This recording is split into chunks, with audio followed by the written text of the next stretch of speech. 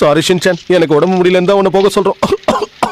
நீ இது எல்லாத்தையும் வித்துட்டு வந்தாதான் இந்த வருஷம் நியூ இயரை நம்ம சந்தோஷமா கொண்டாட முடியும். அதை மறந்துடாத. ஒரு தீப்பெட்டி கூட ரிட்டர்ன் வரக்கூடாது தம்பி.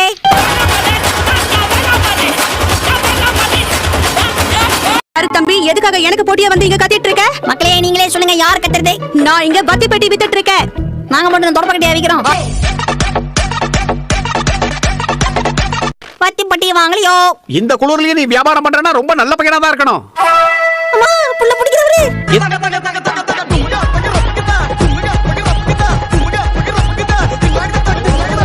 எல்லாரும் இங்க வந்துட்டீங்கல்ல பசங்களா? மேடம் ஷின்சான் அங்க இருக்கா? அக்கா மனசுல எதுவும் வச்சுக்காதீங்க அக்கா. நீங்க கூட்டம் அந்த பக்கம் போயிட்டாங்க, என்ன கொண்டு போய் விட்டுறீங்களா? படி இங்க வந்து உட்காருங்க. ரொம்ப நன்றி தம்பி. நீ உண்மையிலேயே ரொம்ப நல்ல பையன் கசமா. நான் என்ன பண்றது மேடம், என் மனசே பியூர் கோல்டு. அது உங்களுக்கே தெரியும்ல. ஓஹோ, அப்ப வாடகை கடைக்கு போவோம். எங்க புள்ளைங்க எல்லாம் பயங்கரம். நாங்க இன்னைக்கு ஸ்டடி டூருக்கு போயிட்டு இருக்கோம்.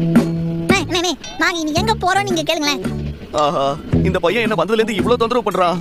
எங்க போற தம்பி? வெளியாளுங்க கிட்ட போற இடத்த சொல்லக்கூடாது. எல்லா பசங்களும் ட்ரெயின்ல இருந்து இறங்கிட்டீங்களா? மேடம் என்ன ஷின்சான் வரல? நான் இங்க இருக்கேன்.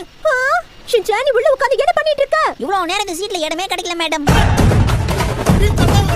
Okay leader.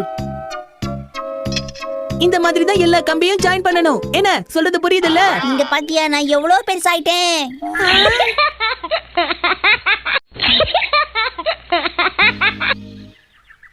இதோ நம்ம டென்ட் ரெடி ஆயிடுச்சு. சரி வாப்பா வெளில போய் பார்க்கலாம். எப்பவுமே லீடர் தான் முதல்ல உள்ள போணும். அதனால நானே இப்படி கழட்டி விட்டு போயிட்டானுங்களே.